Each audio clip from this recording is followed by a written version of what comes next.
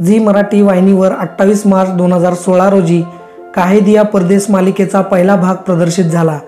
या मालिकेत सायली संजीवने मराठी मुलगी गौरी व ऋषी सक्सेनाने उत्तर भारतीय तरुण शिव हे पात्र साकारले होते।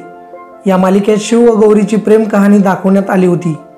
प्रेक्षकांकडून या मालिकेला मोठा प्रतिसाद मिळाला होता।